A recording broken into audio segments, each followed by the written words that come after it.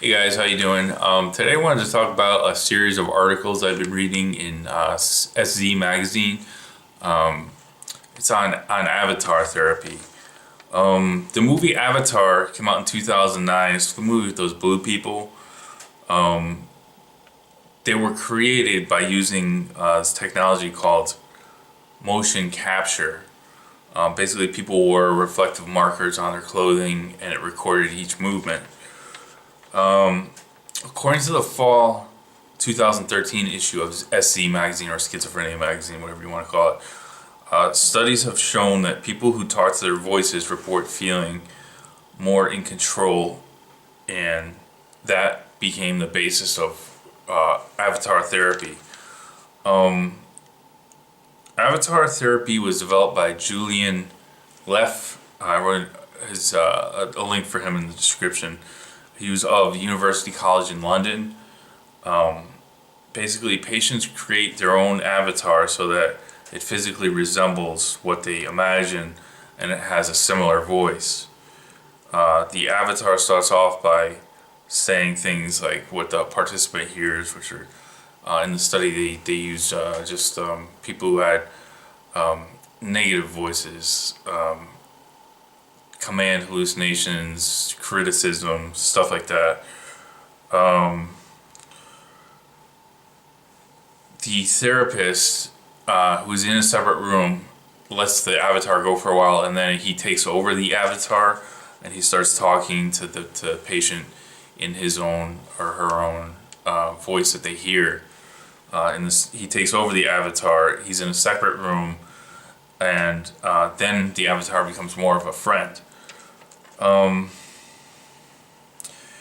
So the doctor speaks through the avatar, and the patients are encouraged to have a conversation with the avatar. And a couple of the people, it was a small study, they were in a control group or the avatar therapy. The control group received regular treatment, psychotherapy or whatever, CBT, whatever, and the avatar group had the avatar. And there were only about 26 people, I think it was, and 14 of them were in the avatar group. And two of them reported that they stopped hearing voices just after a couple sessions. So it had a very good initial research. The research looks pretty positive.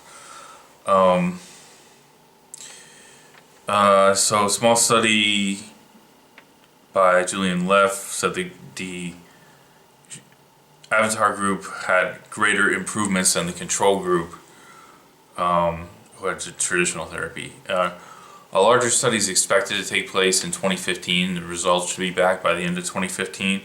And after that happens, it may be possible within a few years after that to get avatar therapy, because the technology is pretty inexpensive, and psychiatrists or psychologists are already trained in whatever kind of therapy which could be used with the avatar.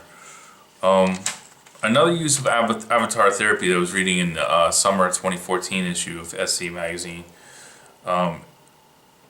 it uses that same motion capture technology. Instead of creating an avatar you talk to that becomes your friend or whatever,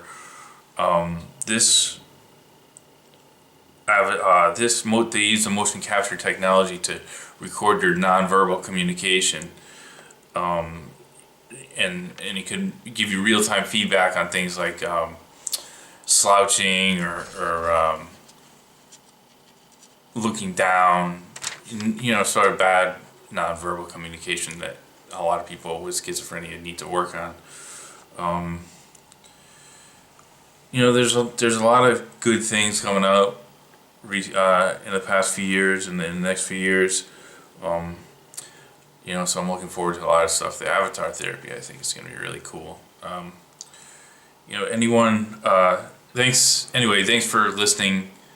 And I left a link to Julian Leff's University College London page down in the description. Also a description to mental illness in the description, a link to the Mental Illness Today, which is where you can subscribe to SZ magazine. That's it for today, and have a good one.